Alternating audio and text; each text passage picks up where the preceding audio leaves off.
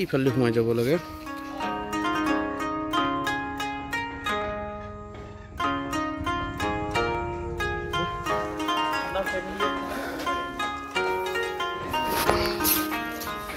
আমাৰ লগত আছে নিটো হোটেলৰ ওনাৰ ইয়াৰে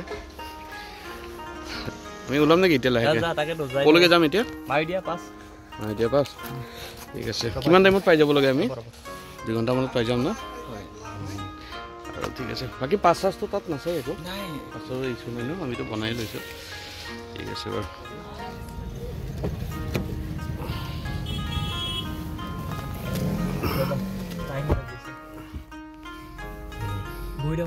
ট্ৰিপটো কি 0 কৰোঁ নেকি আজি সেকেন্ড ট্ৰিপটো কিমান চলিলে টোটালটো আমাৰ 179 কালি গাড়ী ষ্টাৰ্ট দি কিনে ওলাই আছোঁ জাষ্ট হোটেলৰ পৰা অলপমান আগবাঢ়ি আহিছোঁ এয়া ৰয়িং টাউন এইখিনি অলপ কলনি হয় কলনিত আমি সোমাই আছোঁ ৰাস্তাখিনি ধুনীয়া আহিলে ৰাকেশ কিবা ল'ব লগা আছে নেকি এতিয়া একো নাই খোৱা বস্তু মোটামুটি আছে চিপছৰ পেকেট আছে নেকি আছে এটা হৈ যাব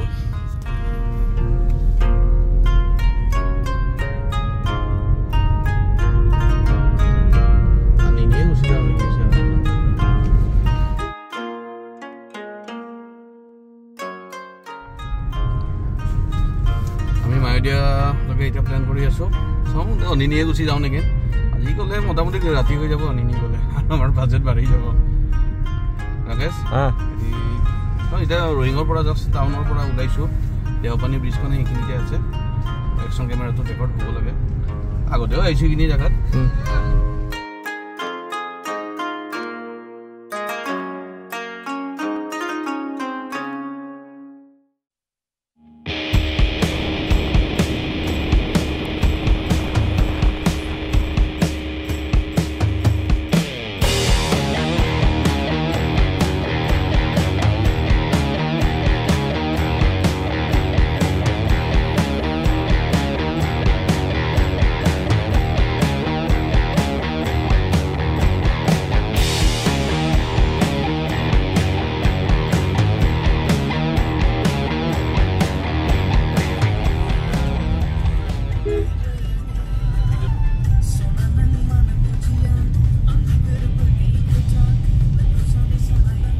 অলপ জিগজাগ আছে আমি পাক খাই খাই আহিব লাগিব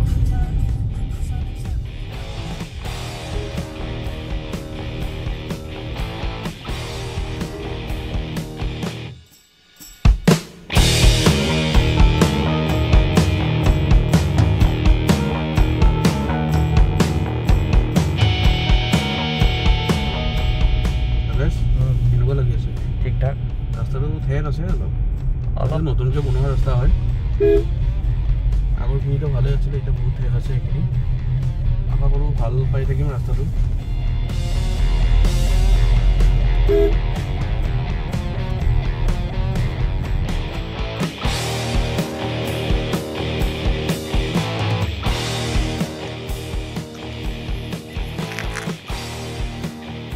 মায়দিয়া যোৱা ৰাস্তা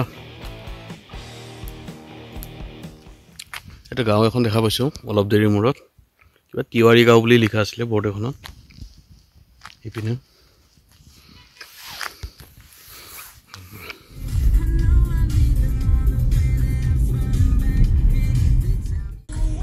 আমি ভালেখিনি পাহাৰত উঠিলোঁ টাইমো হ'ল এতিয়া 10:13 হ'ল মায়দিয়া আমাৰ যোনটো পাছ আমাৰ যলৈকে যাম বুলি ভাবি আছোঁ তাৰ পৰা আৰু ইয়াতে মাইলষ্টনত লিখা মতে 4 কিলোমিটাৰ দূৰত আছে 3.5 কিলোমিটাৰমান দূৰ হ'ব আৰু ভালেখিনি ওখ আছে দেখিছেনে অলপ দেখাই দিয়াচোন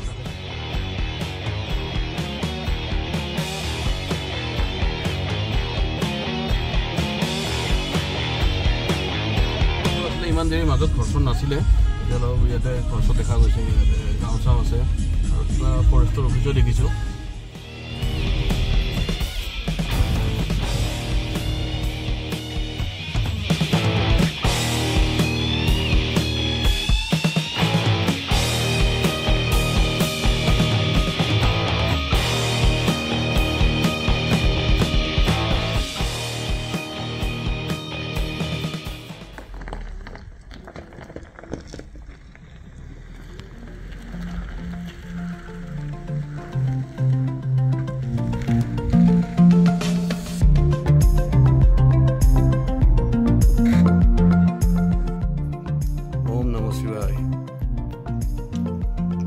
আমি আহি পালোঁ মায়'দিয়া। ইয়াতে বিহাৰৰ কেম্প এটা আছে, গাড়ী ইয়াতে ৰাখি দিছোঁ। এটা শিৱ মন্দিৰ, থাকিম ইয়াতে অলপ দেৰি, এইনে গুচি যাম।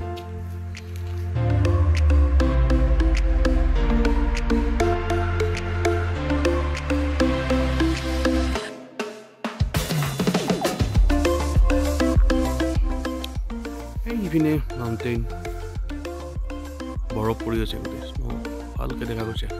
এনে দূৰতো অলপমান আছে, কিন্তু এইখিনি বেছি ভালকৈ দেখা গৈছে।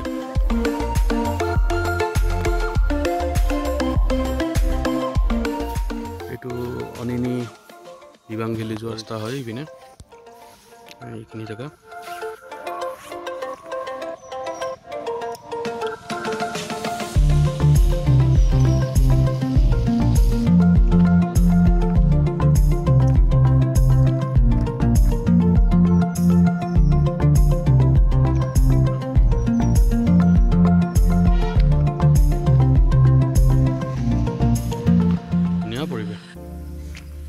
ইয়াতে বৰফ পৰা বুলি কয় ইয়াতে, আজিতো একো বৰফৰ কোনো নাম গোন্ধই নাই ইয়াতে।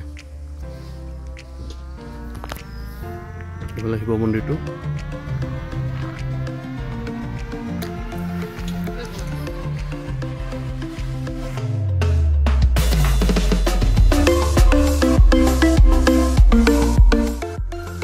এখন দুখনকৈ গাড়ী আহি আছে মাজে মাজে, বহুত গাড়ী এটা অহা নাই।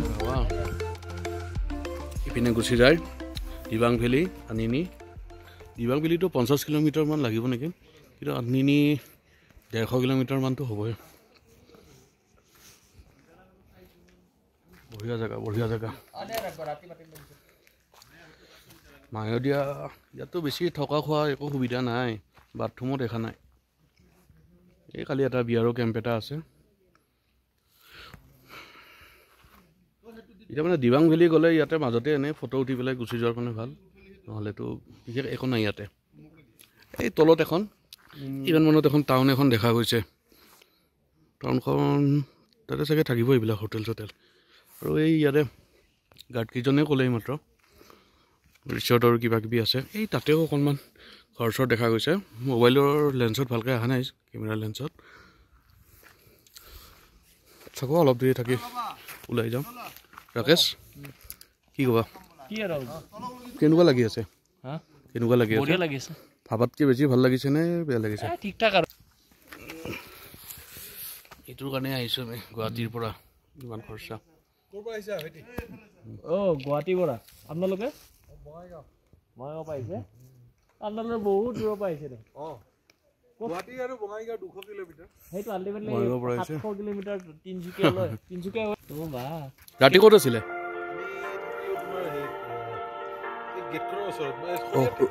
ৰঙিঙত, শান্তিপুৰ। আপোনালোক ডাইৰেক্ট কি ফটিয়ালৈ আহিছে? কালি ৰাতিপুৱা আহিছোঁ,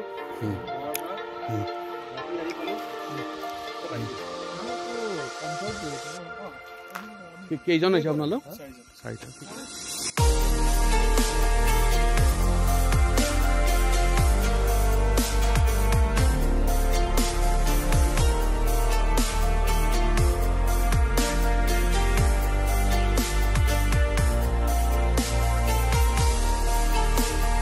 ৰয়িঙৰ চাগে।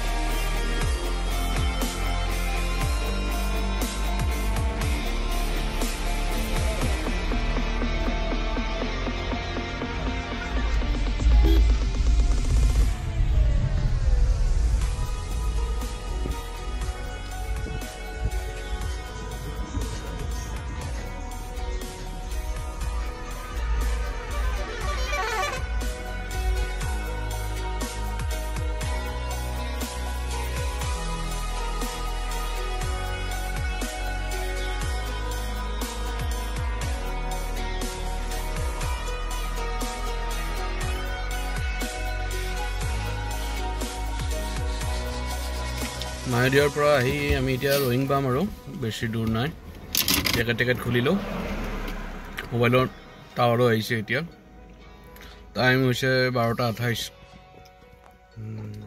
ঠিক আছে বাৰু এতিয়া নামচাইলৈকে যাম ৰয়িং হৈ বেলেগ এটা ৰাস্তাই দি যাম এইবাৰ লোৱাৰ দিবাং বুলি কয় জেগাখিনি